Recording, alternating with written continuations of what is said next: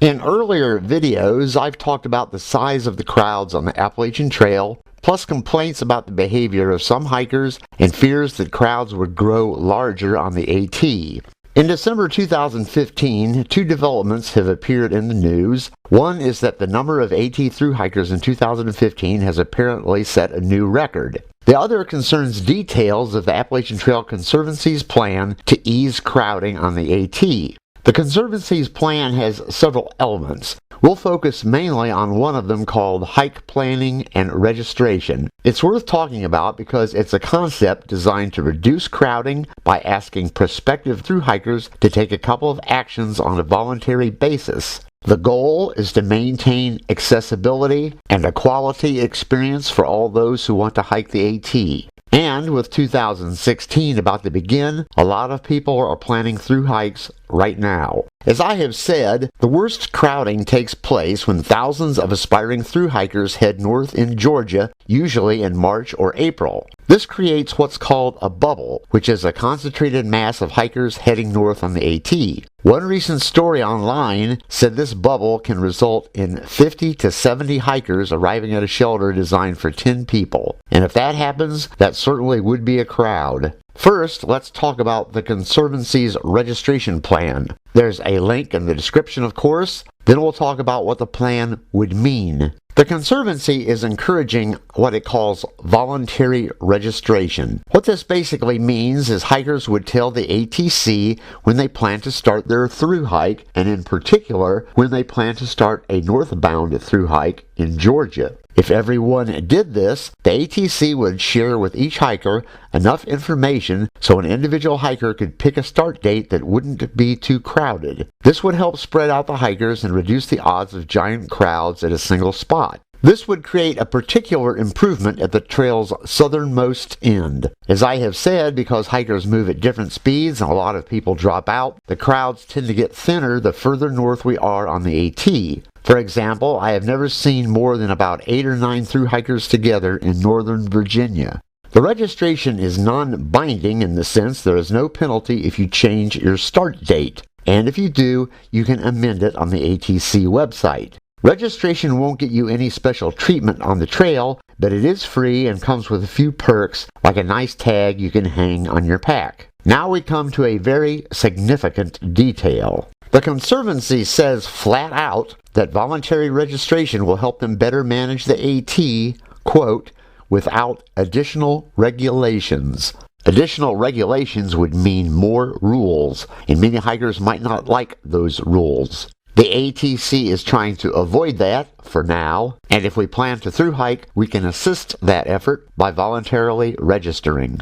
The Conservancy reported in December that 1,385 thru hikers visited its headquarters in Harpers Ferry, West Virginia in 2015. That's a new record and 9% more than 2014. Earlier, I discussed complaints in Baxter State Park about some AT hikers. There have been other signs of trouble. Evidence suggests some towns and residents near the trail are no longer eager to show hospitality to hikers, and that's because they don't like the way some hikers behave. And it's certainly true, some hikers also don't like bad behavior displayed by other hikers. I also have discussed some people's fear that the movie A Walk in the Woods will increase crowds on the AT. After that movie came out in September, the ATC said the number of hikers visiting its headquarters increased 50%. The Reese Witherspoon movie Wild, about the Pacific Crest Trail, is also said to have increased interest in the AT. If the prospect of additional regulations sounds extreme, we need to remember the ATC is under tremendous pressure to keep everybody happy along the AT.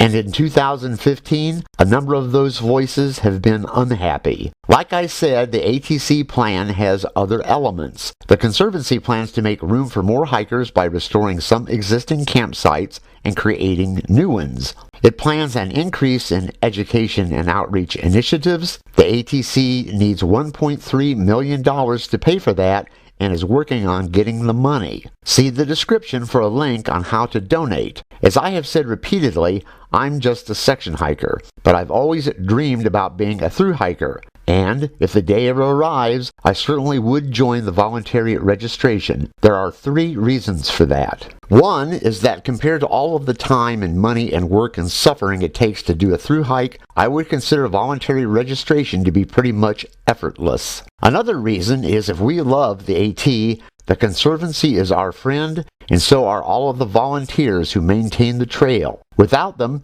the shelters and lean-tos would crumble and the trail would be overgrown. In particular, the Conservancy tries to keep the peace with some people, and maybe all of the people, who think the AT and its hikers are one big pain in the neck. As I've said before, I'm not inclined to criticize the volunteers, and I'm not inclined to criticize the ATC either. If the ATC says it needs my help, my first choice is to say yes. The third detail is that about 3 million people a year walk at least briefly on the AT.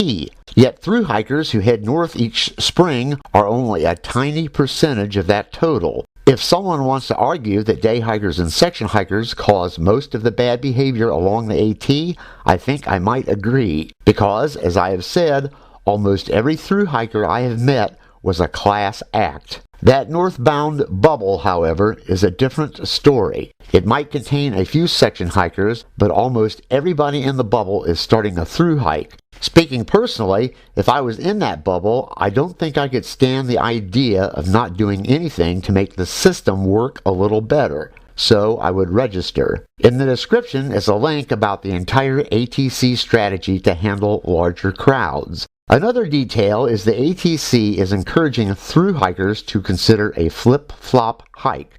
A flip-flop can allow a thru hiker to avoid the trail's southern end when it's crowded. The next video I do will be on flip-flops. We'll close with a look at some other numbers for 2015. 192 southbound thru hikers visited the ATC headquarters, an increase of 14%. 291 visitors were thru hiking with a flip-flop or some other method that's not a hike from end to end of the trail, and that is an increase of 139%. Maybe some of you are like me. I visited the ATC headquarters a few years back and signed their register. I have no memory of being asked if I was a thru hiker or a section hiker, but they are asking now, and that's a good idea. And now we are once again done. I know this video wasn't as much fun as some of the others, but these issues could affect the future of the AT in ways we might not expect. I'd like to give a big thank you to all my subscribers. If you have not yet subscribed, it would be much appreciated if you would. And as always, thank you very much for watching.